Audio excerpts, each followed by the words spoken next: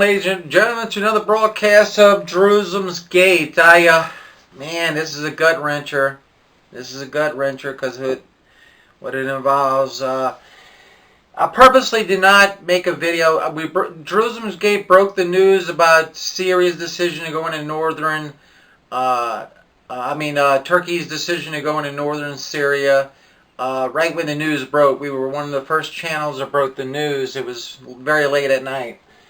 Turkey launches offensives against U.S. allied Kurdish forces in northern Syria.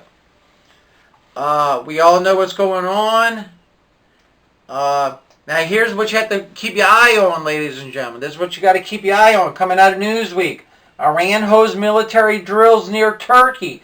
Tells it to stop Syria attack as Russia accuses U.S. of, quote, dangerous game. Now, ladies and gentlemen, if you've been following Jerusalem's Gate, you know that I have preached and then preached some more. Keep your eye on Syria. I've been saying that for years. Keep your eye on Syria since this thing began. I've been telling all my viewers, keep your eye on Syria. Now, I mentioned this, and if you've been following me, you know I've said this numerous times. Isaiah 17:1. I hope you can see this, by the way. The burden of Damascus, behold, Damascus is taken away from being a city, and it shall be a ruinous heap. Isaiah 17:1 has never been fulfilled yet. That scripture was written before Christ, a long time before Christ. You know, this is one situation. I'm a U.S. citizen. This is one situation where we elected a president of the United States of America to make the decisions for our country. And he's privy to information that we do not know. And this is one situation. I'm neither Republican or Democrat. I'm neither either or. But what I will say is that we have to support our commander-in-chief. This is one situation where we have to do that, ladies and gentlemen. And it's gut-wrenching to me because it involves something that is very dear to me in my heart. But, you know, I've had, my family has a long history with the military. We've had people in military in my family in uniform for every war going back to the Revolutionary War. You have to support your commander-in-chief in this. You really do. You have to support your commander-in-chief. And know that he's making the decisions based on his information that a lot of it we don't know about. And that's why we put him in office, ladies and gentlemen. It's sad. I waited a long time to come out with this video. But I am a U.S. citizen and I have to support my commander-in-chief. Simple as that. I don't know what else to say. I mean, it's a tough situation, but I had to support President Donald Trump. He made a decision. I can assure you he's privy to information that we do not know about. And this is one time. Well, we got a video, like always. Here comes the video. Remember, we love you. Here comes the video. Well, earlier we spoke to Talib Ibrahim. He says Turkey should focus on dialogue with the Syrian government to resolve the situation on the border. The Syrian government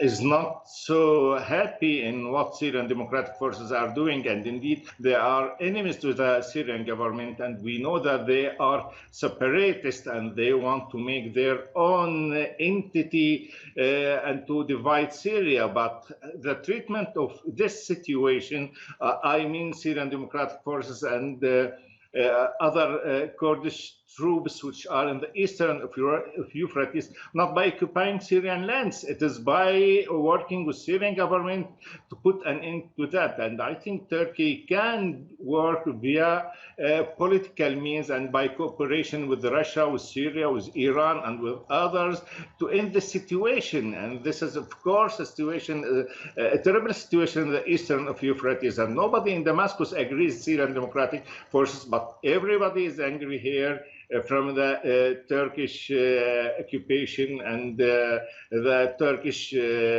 aggression against Syrian territories, whether it was territorial aggression or whether it was by airstrikes. Well, let's now bring in Marwan Qabalan. He's the Director of Policy Analysis at the Arab Center for Research and Policy Studies at the Doha Institute for Graduate Studies. He's joining us right here in Doha. Thanks very much for speaking to us on the Al Jazeera News Hour. Let's just start out with what the Vice President of Turkey had to say just about 30 minutes ago. And one of the things he was outlining while speaking in Bursa is that he said this is a first step of other steps. We know that this operation started in Tal Abyad and Ras Al Ain. So does it sound to you like this is going to continue? And how deep will Turkey go into Syrian territory?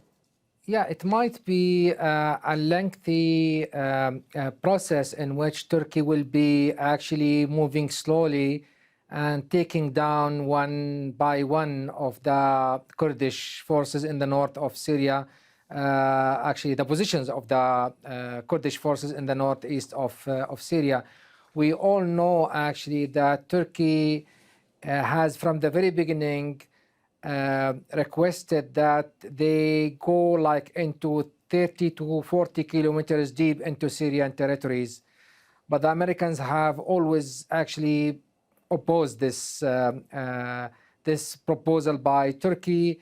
And they were saying that they were willing actually to accept something like between 5 and 7 kilometers deep into Syrian territory, and only on the strip of land that actually goes between Tal Abyad and Jarablus, meaning 140 kilometers long along the borders between Syria and Turkey.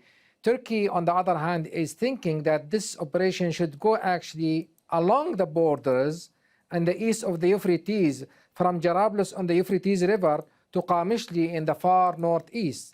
So we still need to know actually what sort of agreements the Turks and the Americans have reached concerning this, this operation.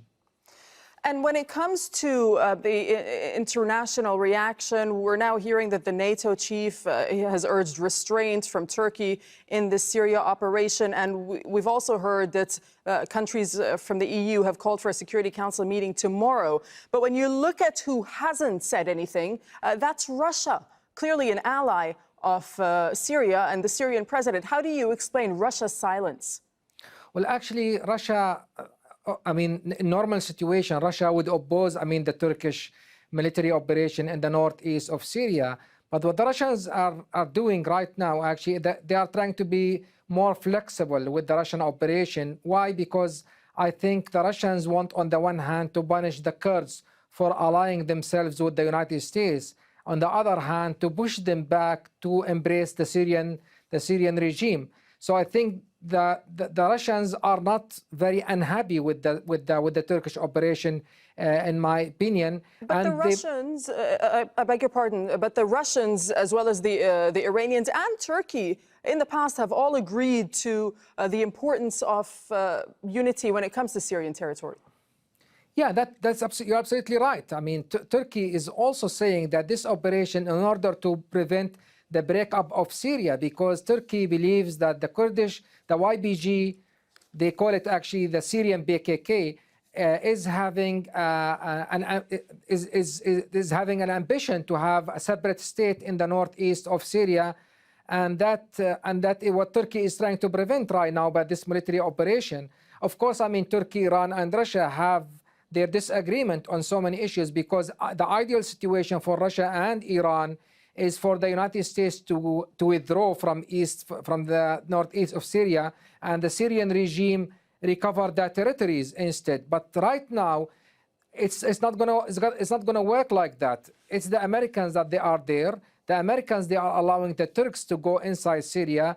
the Russians, they can't do much about it, but they are trying to take advantage actually in order to change the dynamic of the alliance in the region by getting the Kurdish forces back to the Syrian regime and back actually under the Russian umbrella and break up this alliance between the Kurds and the Americans. That is what the Russians are trying to do right now. And also, the Russians are trying to keep Turkey close to them because Turkey is very important for the Russian actually scheme concerning the political solution in Syria. Don't forget that after all, Russia, Iran, and Turkey are partners in the Astana process, and the Astana process has succeeded in recent weeks in establishing the Constitutional Committee, which is supposed actually to start convening late this month in order to start talking about the drafting of the Syrian resolution as a first step towards political solution in Syria. So the Russians are trying to keep Turkey close to them. The Americans also are trying to keep Turkey close to them.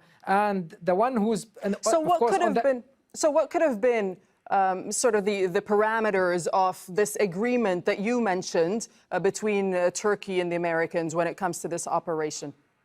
Well, I think that the Americans, they allow the Turks actually to go inside Syria because, as I said earlier, the Turkey has been trying actually to put huge pressure on the Americans in order to accept the sort of Turkish intervention in the north of Syria in order to eliminate the Kurdish forces. But of course, I mean, Turkey is presenting it as an operation to eliminate also ISIL. Turkey now has decided that they will take the leadership of this operation against ISIL, and that was the approach actually they use in order to convince President Trump that you don't have actually to deal with the ISIL anymore. You don't have to deal with the Kurdish forces in Syria anymore. You don't have to keep your forces in Syria anymore. We will take over the responsibility. We will fight ISIL, but on the same time, we will actually fight the YPG and their separatist ambition in the northeast of Syria. That is right now how we see things in between the United States and Turkey. And the SDF has also appealed to the United States, speaking of the Americans, for a no-fly zone. It's saying to protect it from Turkish attacks in the northeast of Syria. What's the likelihood of that actually happening? That's not going to happen, in my opinion, because Turkey is a NATO ally. So we don't expect the Americans actually to establish a no-fly zone in order to protect them from a NATO partner. President Trump yesterday, he said Turkey is a very important trade partner for the United States and a very important NATO partner also for the West. So my hunch is that the U.S. president decided actually to sell out the Kurds in this equation, because when he had to choose between Turkey and the Kurds, he decided clearly to go with Turkey, and that is realpolitik at the end of the day, and that is President Trump, of course, who knows the rules of the game and how things. This is how he used politics, very much like he's using the market as a businessman. And on the issue of ISIL fighters that you were mentioning a moment ago, a real concern by people over in the Pentagon and also around Trump, who say this could, we could see a resurgence of ISIL in the area. But are we any clearer on what Turkey actually plans to do with the ISIL members and how it will deal with that? Well, I think that was the agreement, as we understand, between President Trump and President Erdogan. They made that agreement over a phone call. We know now that both actually the Secretary of Defense of the United States and the Chief of Staff, they both actually were present during that phone call, which means actually that the President has their support to his agreement with President Erdogan. President Erdogan seemed to have pledged that he will be actually fighting ISIL instead of the United States, and I think that was Turkey's mistake from the very beginning. Had Turkey agreed actually to fight ISIL since 2014, 2015, when President Obama at that time actually offered to have to choose Turkey and the Syrian opposition factions at that time.